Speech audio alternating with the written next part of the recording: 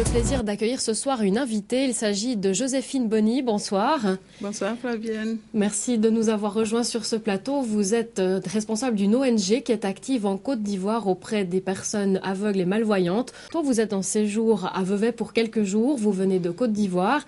C'est la mission évangélique Braille qui est basée ici, qui vous a invité.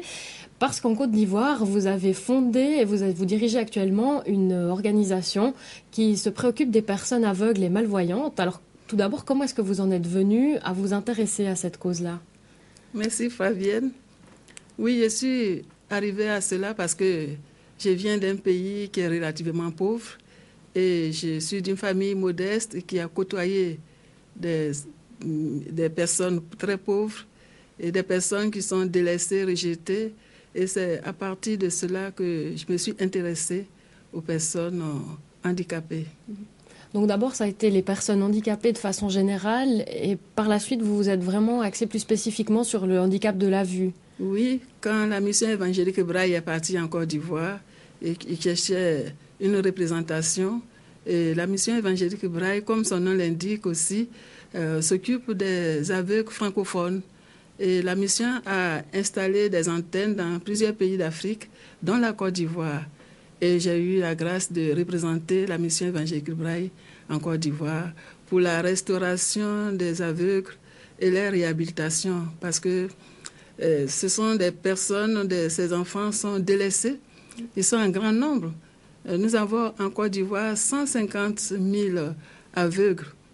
Et je pourrais vous dire que à peine 263 ont bénéficié de l'éducation spécialisée et avec la mission évangélique Braille qui finance, qui pilote cette activité que nous faisons en Côte d'Ivoire, nous avons seulement 700 personnes, 700 aveugles aujourd'hui qui sont alphabétisés.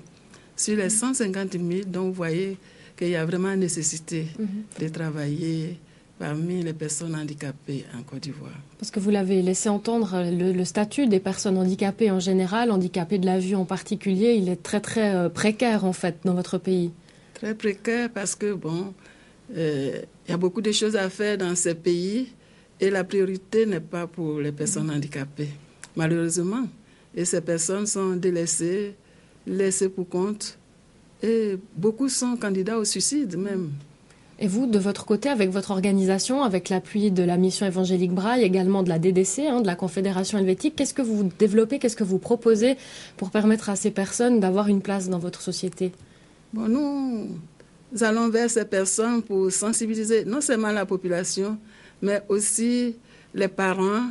Et nous prenons ces personnes en charge pour leur restauration. Sur le plan spirituel, pour leur donner beaucoup plus de confiance. Et ensuite, nous leur apprenons l'alphabet Braille et après, nous organisons avec eux des micro-projets pour qu'ils puissent se prendre en charge et retrouver leur dignité. Et du coup, est-ce que le fait d'apprendre cet alphabet Braille, par exemple, le fait de monter des projets, ça leur redonne la place qu'ils méritent, une place utile dans cette société? Est-ce qu'ils ont plus de reconnaissance aussi de la part de la population? Oui, bien sûr, parce qu'il y a des cultivateurs, il y a d'autres qui sont fonctionnaires, et d'autres se sont mariés, donc ils retrouvent leur place et beaucoup d'admiration, ce qui fait que ça représente des modèles, des exemples pour les autres aveugles et puis pour tous les handicapés. Et la population commence à comprendre que ce sont des êtres aussi qui ont besoin de retrouver cette place-là parmi eux. Donc effectivement, vous l'avez dit, il y a encore beaucoup de travail. Quels sont un petit peu les projets futurs? Est-ce que vous avez défini un peu vos ambitions par rapport à toutes ces personnes qui sont touchées par ce handicap pour l'avenir? Oui, bien sûr. Nous avons un projet des infrastructures parce qu'il n'existe pas des infrastructures pour les accueils. Donc nous voulons avoir un centre d'éducation pour les enfants.